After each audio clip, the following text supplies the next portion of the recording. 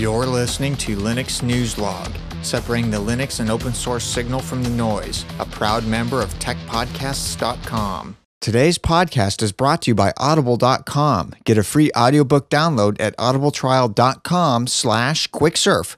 Over 85,000 titles to choose from for your iPod or MP3 player. Hey everybody, how's it going? I'm your host Adrian, coming to you almost live from lovely Phoenix, Arizona, here in Studio C1, Linux News Log, MC1, Man Cave 1. I'm in a new studio.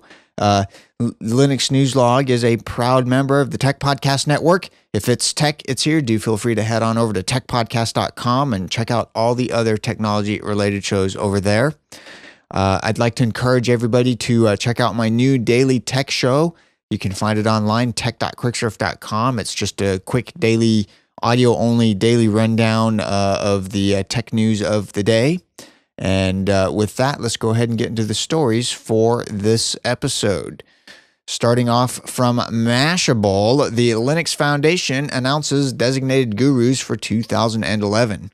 5 open source experts have been proclaimed gurus by the Linux Foundation, a title awarded for outstanding contributions to the free and open source software community.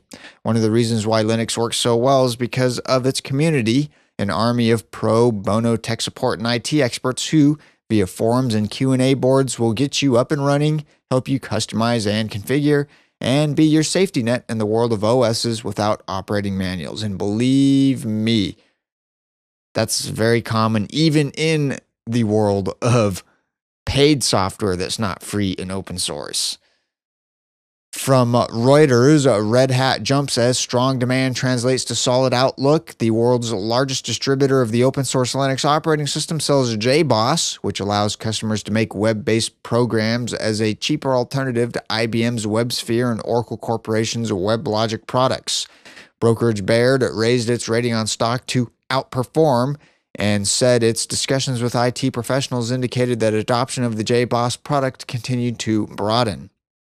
While the overwhelming attraction of JBoss is price, other benefits include easier deployment, rapid support for new applications, it said in a research note. So pretty interesting stuff. We've covered JBoss for quite some time, and Red Hat has been doing a pretty good job of moving things forward with that. From the H Open at online.com, Bodhi Linux reaches 1.0 stable.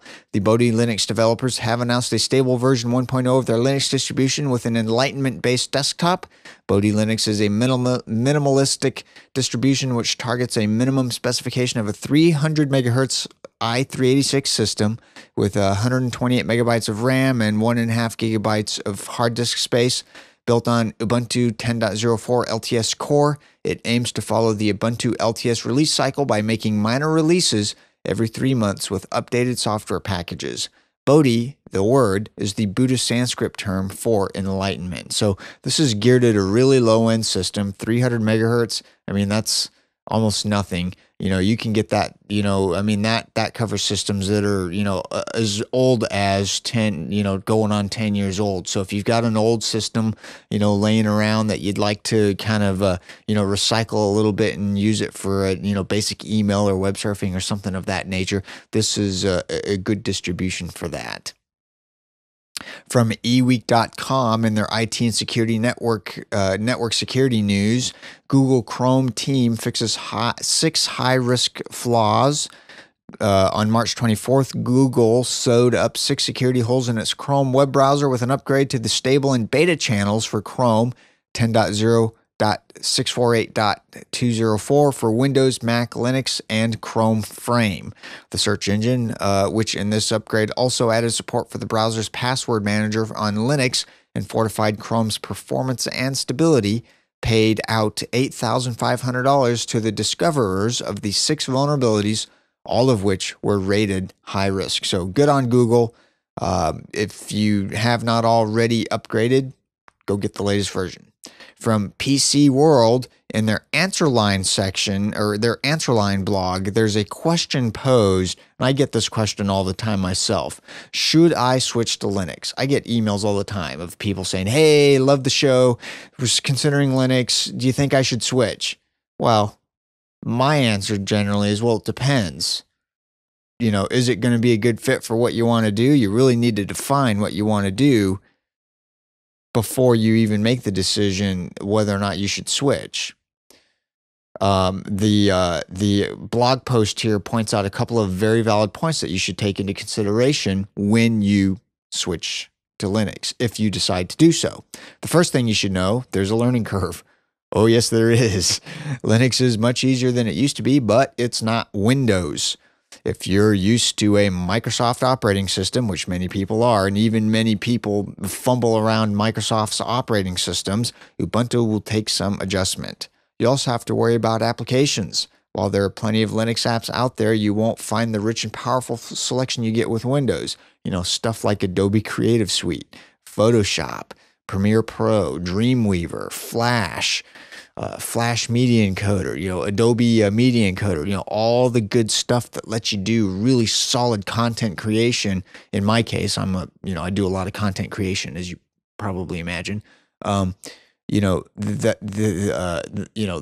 not necessarily a solid tool set. You should absolutely, if Linux fills a need that you have and you don't have, and there's no want for application there, go for it. Knock yourself out.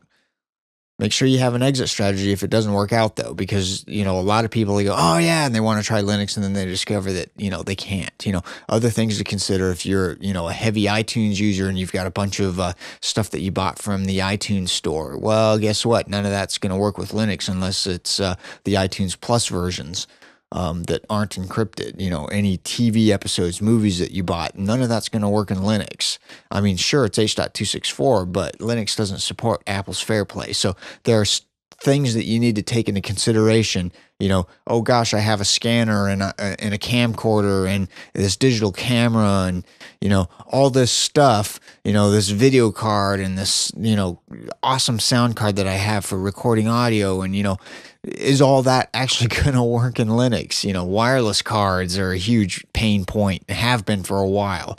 It's a little less of a pain point now, but have been for a while. That's stuff that you got to take into consideration when, if you're going to switch to Linux. You need to do some research up front. Don't just jump in. Sometimes it works out when you do that, but, more often than not, you find out that there's stuff that doesn't work because Linux doesn't necessarily support it very well or doesn't support it at all. So things to keep in mind. This is a great article. Check it out. If you're considering switching to Linux, there are some ways to kind of dip your toes into the water and try it out without a full-on, let's go, So definitely check that out. From PR Log, Frisk Software International, the developer of the world-famous F-PROT Antivirus Fire Nice family of software, is proud to announce that the virus bulletin has certified its home and enterprise editions on Ubuntu long-term support version 10.04. Ubuntu is one of the leading Linux distributions and is maintained by Canonical Limited, an open-source software company founded by Mark Shuttleworth. So pretty awesome stuff. Check it out. From Liliputing, Mozilla launches Firefox 4 web browser for Windows, Mac, and Linux. So if you are a Firefox user, which if you're on Linux, you most likely are, if you have not already gone out and sucked down the latest version of Firefox 4, do so now. If you have a recently or a moderately recent version of Firefox, you can just do the inline upgrade and it'll go, check for upgrade and it'll go down and do all that. And you won't lose any of your preferences or any of that stuff. So, go get that if you're a Firefox user. And with that, that's pretty much it for this episode. As always, everything we've talked about is linked up in the show notes, linux.quickshrift.com. You can find me online in a variety of venues. I've got all that linked up in the show notes as well. I will be in the coming weeks, just as a side note, sticking my toes in the water with WebM support. I've been experimenting with a nice build of FFmpeg that has support for encoding WebM videos built into it here on my machine. It's been kind of a interesting little journey to get it to that point, especially considering I'm doing this on a Mac. Hey, don't hate. It's my production system. A lot of the process that I do now to build to build the distribution files, is mostly scripted. So, now that I've got a version of FFmpeg that supports doing, WebM format videos, I'll be working that into the to the workflow and get that going, and get a subscription if you want to subscribe to WebM videos. There will be a link up for that, as well as a link to download it directly and all that good stuff. So anyway, that's what I've been working on behind the scenes here. I know I've not been real regular at getting new episodes out, but a lot of the stuff has just been, I've been in the middle of. It's very difficult to get a video show out when you're moving studios. So I've been in the middle of moving studios and just, a ton of stuff going on. The audio stuff is easy, but the video stuff, very difficult to do. So anyway, I will see all of you on the next episode. I'll see you then. Bye.